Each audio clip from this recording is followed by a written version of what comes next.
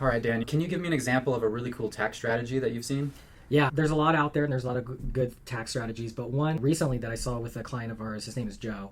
And Joe was in the tech industry, worked at a lot of big companies, and he did everything right as far as like he was a W 2 employee, put as much as he could in his 401k, deferring that income. And as he got to the position of semi-retired, he had a lot in his traditional IRAs and his 401k. He ended up getting into real estate and became a active participant. So he had the material participation to be actively involved in his real estate holdings.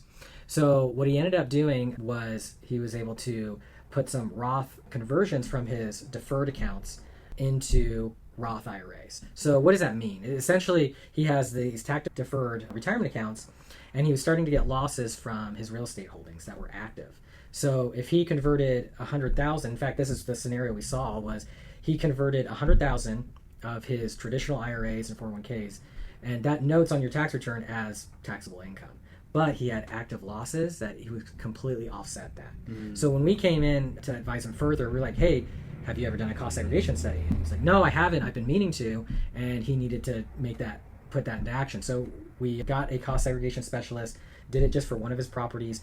And then we actually showed him, look, you can do 400,000 probably in a Roth conversion if you do that. He was a little too scared to do that, so what he ended up doing was 200,000.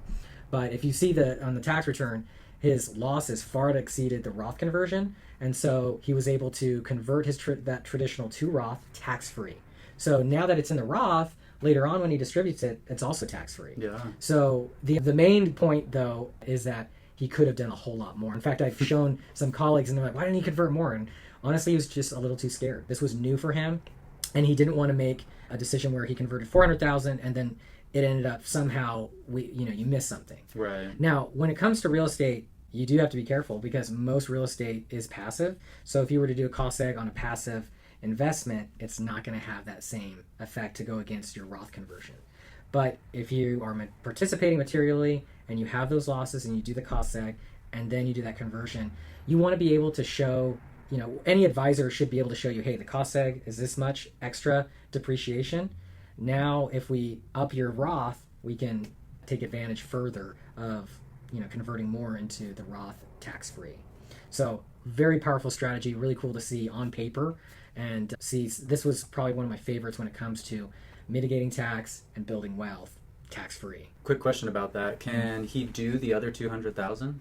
He can for because he has those carry forwards for the following tax year. So he can. He just has to also keep in mind other income, which we do. We do a simulation and show, okay, you're projected to have this much dividends, this much interest, this much Social Security, because he took an early retirement. So with all that into play and having his losses, we're kind of toying with the option of doing an additional cost seg, or if it's enough to just do another Roth conversion. Yeah. And it's an exciting place to be because it's almost a chess game where you're like, all right, you have all this income coming in. Even with that, with your carryover losses that are active, we can still offset and not pay any tax on this Roth conversion up to a certain amount.